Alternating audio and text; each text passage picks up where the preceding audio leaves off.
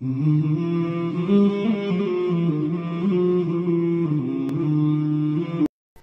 اللہ الرحمن الرحیم۔ سرمایہ داری کیا ہے؟ اس سلسلے میں ہم سرمایہ داری کو اس کے اپنے مفکرین کے ذریعے جاننے کی کوشش کریں گے۔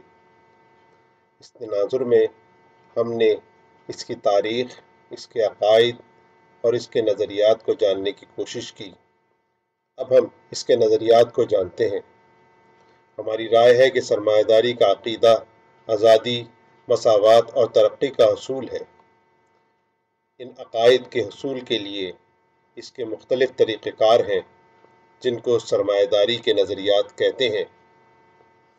اس میں سب سے پہلے ہم سرمایہ داری کے لبرل مفکر کا جائزہ لیں گے۔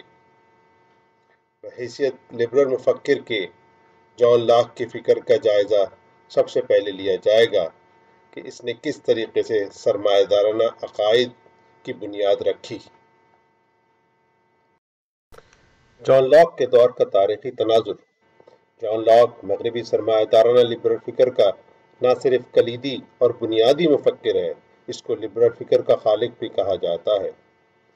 اس کو سمجھنے سے پہلے اس دور کا جاننا جس میں جان لاک نے یہ تحریر رقم کی۔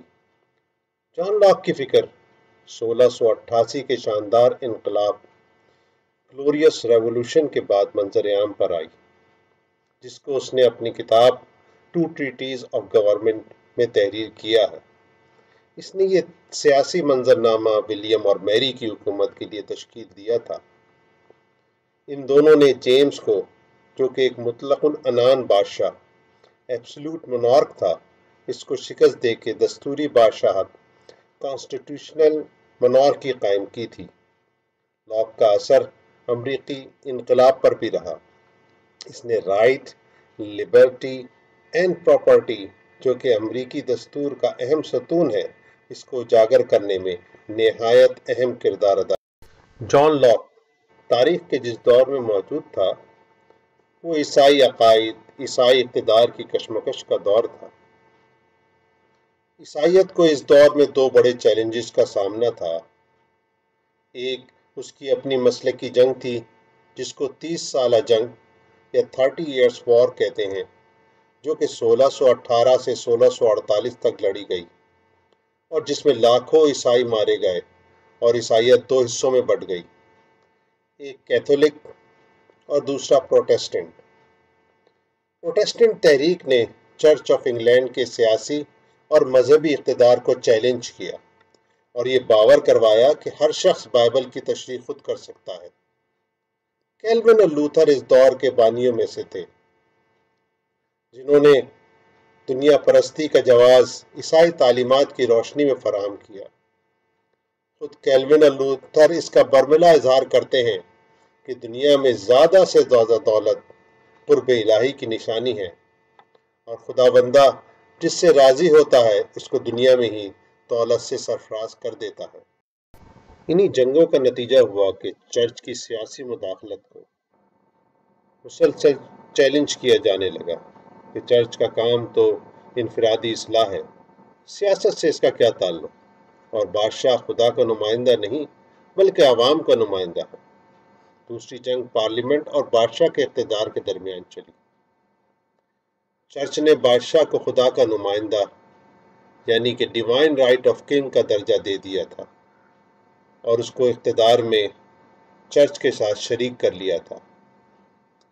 اس کے اقتدار کو پارلیمنٹ نے مسلسل چیلنج کیا کہ اقتدار عوام کے نمائندے کے پاس ہونا چاہیے، نہ کہ خدا کے نمائندے کے پاس۔ خدا کے نمائندوں یعنی چرچ اور پادریوں کا کام فرد کی اصلاح ہے، نہ کہ اقتدار میں شراکت۔ انگلش تاریخ میں بادشاہت کے ساتھ پارلیمنٹ کا قیام تو 11ویں صدی میں کنگ جان کی میگنا کارٹا کے ساتھ شروع ہو چکا تھا، جس کے مطابق بادشاہ خود ٹیکس نہ ہی لگا سکتا ہے نہ ہی وصول کر سکتا ہے۔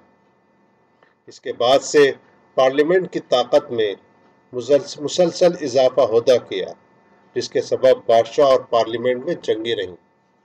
جس کو انگلش سول وار سے تعبیر کیا جاتا ہے۔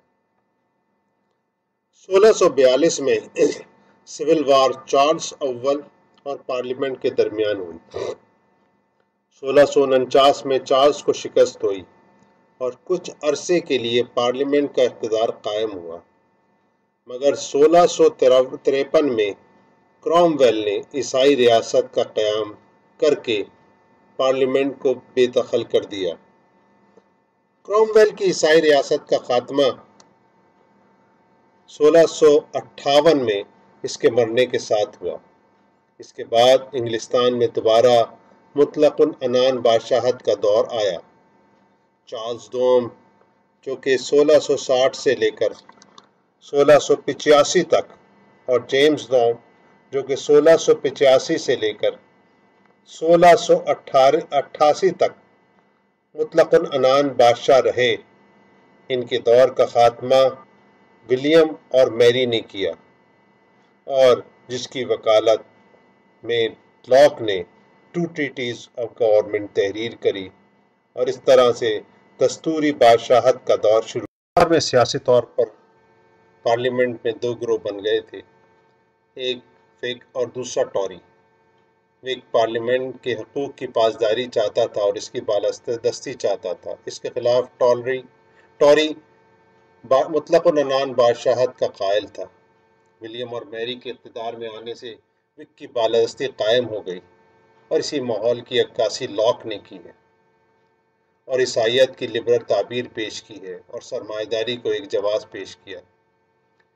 اسی کی افکار کی روشنی میں انلائٹنمنٹ کو مغرب میں درانے کا موقع ملا۔